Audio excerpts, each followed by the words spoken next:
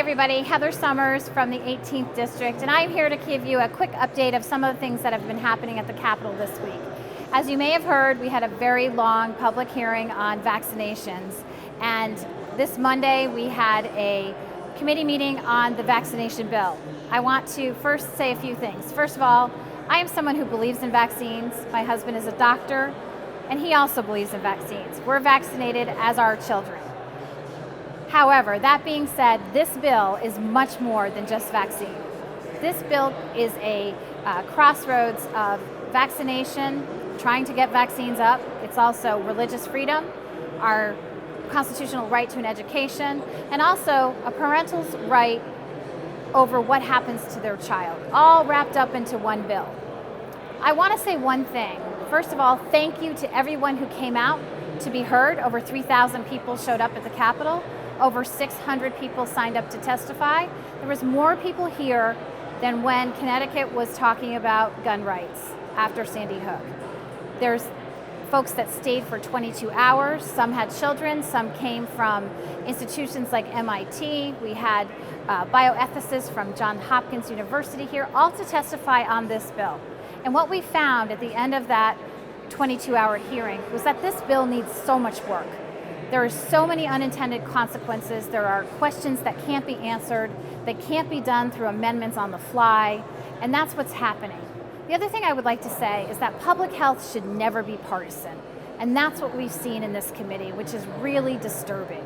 Myself and other Republicans were joined by 2 Democrats in a bipartisan opposition to this bill because of the way the bill is written, because it takes away the right of education as of this September for nearly 7,800 families here in the state of Connecticut. We want to reset. We want more time to do what's right.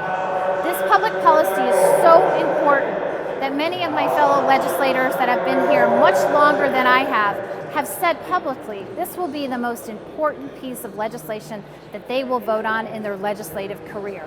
So we ask, what's the rush? What's the push? Connecticut already has a 95% vaccination rate, one of the highest in the nation. Let's take our time, let's get it right. Again, thank you to all of you who came out, whether you were someone who is here because you have a religious exemption, if you were here because you are vaccinated and you don't like the way this bill is going, if you were here because you're a clinician and you don't like the idea of taking away parental rights and consent, or if you were here just to be supportive of having this bill go further.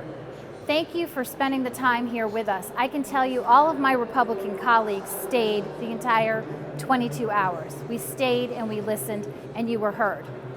One of the big issues that we have is after that long hearing, the bill stayed in its original form.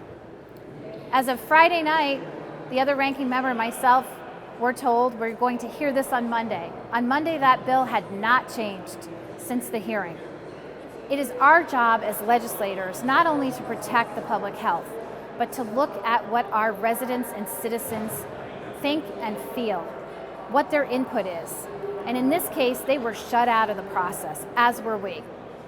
Again, that's why we want to sit back, we want to reset, and if we're going to increase immunization rights, there are ways that we can do that with the correct data, the micro data that we need, that we don't have now. So what you have now is a bill that does not account for the citizens of Connecticut's input, nor the Republican input, or the 2 Democrats. It does not account for the true numbers that we need to have to make good public policy, but yet we are pushing it through. Again, we ask why. I can go into detail on the bill. If you go to my website, you can see some of my remarks. I will be in the area, in the district, and I would be happy to answer any questions. It would probably take way too long to go into all the nuances and problems with the bill. I will leave you this. The people that supported this bill, before they cast their vote yes, they all went through a litany of everything that's wrong with the bill, but that they still voted yes to move it out of committee. This session is supposed to be dedicated for bills that are just dealing with the budget because it's a very compressed schedule of 12 weeks. Why would we do such an important public policy bill in a condensed period of time without taking into account all the unintended consequences? Why would we do that? That is an answer we still have not gotten an answer to, a question we still have not gotten an answer to. There are other things going on here in the Capitol. Tomorrow there's a Finance Committee hearing. One of the items that I have heard a lot from my constituents has to be the bill that proposes a 35% tax on ammunition. That bill, I've heard from many of you, that is not something that I support, and we will be testifying tomorrow on that bill in Finance. I know many of you will be coming up to testify against that bill. So keep a watch of what's going on with the bills. I'll try to keep you updated on things that are happening. But again, if you have time, come out to my public conversations, come out to the community talks. Let me hear what you have to say. If you have questions, please feel free to email me or text me or contact my office. I'm always available to respond. It may take me a little bit because we've gotten thousands of emails over the past few days. But I want you to know from your senator, I am listening. And I take what you have to say very seriously. None of these votes have been easy, but I will say myself, joined with medical doctors on our committee, voted against this bill because of the way it's written, because it's too complicated, too fast, too soon.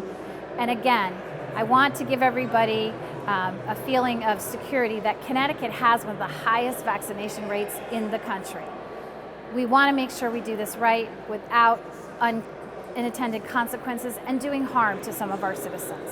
So I thank you for listening, and I hope you'll tune in soon. Please keep me in your thoughts, send me an email, sign up for my newsletters, and I look forward to hearing from all of you.